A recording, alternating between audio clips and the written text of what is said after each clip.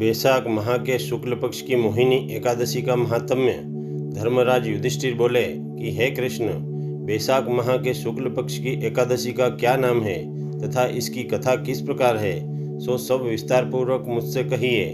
भगवान श्री कृष्ण बोले, हे धर्मनंदन, मैं एक कथा कहता हूँ जिसको महर्षि वशिष्ठ जी ने श्री रामचंद्र जी से कही थी।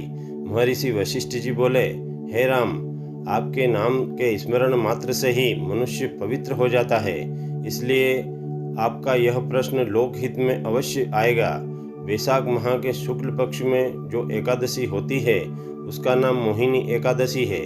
इस एकादशी का व्रत करने से मनुष्य मोहजाल से छूट जाता है और भ्रम से उसका उद्धार होता है। अतः हे राम, इस एकादशी का व्रत दुखी मनुष्यों को अवश्य ही करना चाहिए। अब आप इसकी कथा सुनिए, जो इस प्रकार है। सरस्वती नदी के किनारे भद्रावती नगरी में एक धर्मात्मा तथा विष्णु भक्त वैश्य रहा करता था। उसने नगर में अनेक भोजनालय, प्याऊ, कुआं, तालाब, धर्मशाला, बावड़ी आदि बनवाए। उसने सड़कों के किनारे अनेक वृक्ष लगवाए। उस वैश्य के 5 पुत्र थे। उसका सबसे बड़ा पुत्र अत्यंत पापी था। वह अपने पिता के धन को व्यसनों में अधिक खर्च किया करता था तथा व्यभिचार किया करता था। इस पर उसके पिता, भाइयों तथा कुटुंबियों ने उसे घर से बाहर निकाल दिया। यह देखकर दुराचारियों तथा वेश्याओं ने भी उसका साथ छोड़ दिया। जब वह भूख से दुखी और व्याकुल रहने लगा तो चोरी चकारी करने लगा। एक दिन वह पकड़ा गया और राजा ने उसे कारागार में बंद कर दिया। कारागार में उसको बहुत दुख और कष्ट प्राप्त हुए।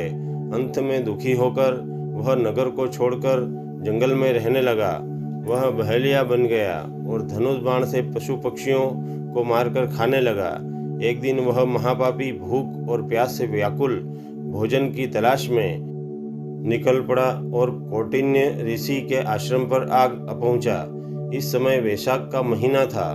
कौटिन्य ऋषि गंगा स्नान करके आए थे। उनके भीगे वस्त्रों के छींटे मात्र से इस महापापी को कुछ सद्बुद्धि प्राप्त हुई। वह पापी मुनि के पास जाकर हाथ जोड़कर कहने लगा कि हे मुने, मैंने अपने जीवन में बहुत से पाप किए हैं। आप उन सब पापों से छूटने का कोई साधारण और बिना धन का उपाय बतलाइए ताकि मैं उसको कर सकूं। तब ऋषि बोले कि तू ध्यान देकर सुन। तू वैशाख माह के शुक्ल पक्ष की एकादशी का व्रत रख, जिसे मोहिनी एकादशी कहते हैं। इसका व्रत करने से तेरे समस्त पाप नष्ट हो जाएंगे। मुनि के वचनों को सुनकर वह बहुत प्रसन्न हुआ और मुनि की बतलाई हुई विधि के अनुसार उसने मोहिनी एकादशी का व्रत धारण किया। हे राम जी, उस व्रत के प्रभाव से उसके समस्त पाप नष्ट हो गए और अंत में वह गरुड़ पर चढ़कर विष्णु लोक को प्राप्त हुआ। इति श्री मोहिनी एकादशी महात्म्य समाप्त। दोस्तों, भक्ति के इस वातावरण को और अधिक अद्भुत बनाने के लिए आप हमारे वीडियो को लाइक करें, शेयर करें। यदि आप हमारे चैनल पर पहली बार वीडियो देख रहे हैं तो हमारे YouTube चैनल अद्भुत ज्ञान एवं भक्ति को प्लीज़ सब्सक्राइब कर बेल आइकन अवश्य दबाएं ताकि हमारा हर नया वीडियो आप तक शीघ्र पहुंचे।